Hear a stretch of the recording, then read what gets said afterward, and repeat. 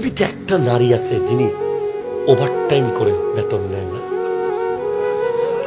যিনি 24 ঘন্টা চাকরি করে বেতন নেয় না, যিনি চাকরি করার সময় প্রতি সেকেন্ডে সেকেন্ডে বকা খায়, বেতন নেয় না, যিনি ঘুমানোর সময়ও উঠে যেতে হয় আধা পথে, প্রতিবাদ করে না, খাওয়ার সময় নিজে না খেয়ে পরিবারকে খাওয়াতে হয়, প্রতিবাদ করে না, বেশিরভাগ সময়ে পোড়া ভাতগুলো খায়, বেশিরভাগ সময়ে বেঁচে যাওয়া হাড্ডি হুড্ডি তরকারির এই সেইগুলো খেয়ে জীবন কাটায়। দিন মন খুলে বলে নাই, বাবারে আমার একটা শাড়ি কিনে দিবি, বাবারে আমার এক জোড়া জুতা কিনে দে।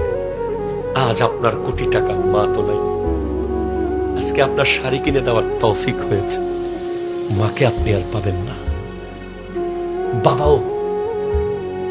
বাবা তো প্রতিদিন চাকরি ছেড়ে দিতে চায়, বসের গালি খেয়ে, বসের বকা খেয়ে কত রকমের কথা শুনতে হয় অফিসে, কত রকমের কথা শুনতে হয় কাজের জায়গায়।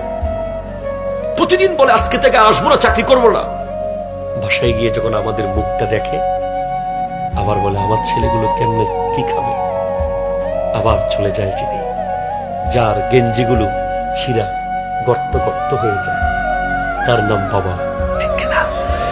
আমি তো বলি পৃথিবীর সমস্ত মুচি যারা জুতা সেলাই করে ওদের সবার ব্যবসা বন্ধ হয়ে যেত যদি পৃথিবীতে বাবা না থাকতো।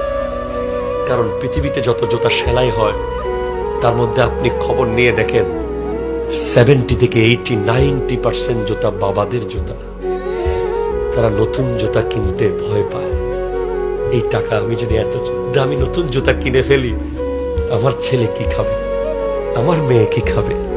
বাবারা কোথাও গেলে এক টুকরো পুষ্ট পেলেও মনে মনে ভাবে যে পকেটে করে নিয়ে যায়।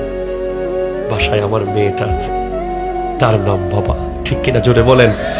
আর এমন বাবা যারা প্রবাসে থাকে, তাদের সন্তানরা যখন এখানে মোটর সাইকেল নিয়ে রমরমা করে, বন্ধু বান্ধব নিয়ে মজায় সময় কাটায়, লেখাপড়া না করে যখন বাবার সামনে দাঁড়ায়, ওই বাবা জীবিত মরে যায়, জীবিত মরে যায়, ঠিক কিনা কথা জোরে বলেন?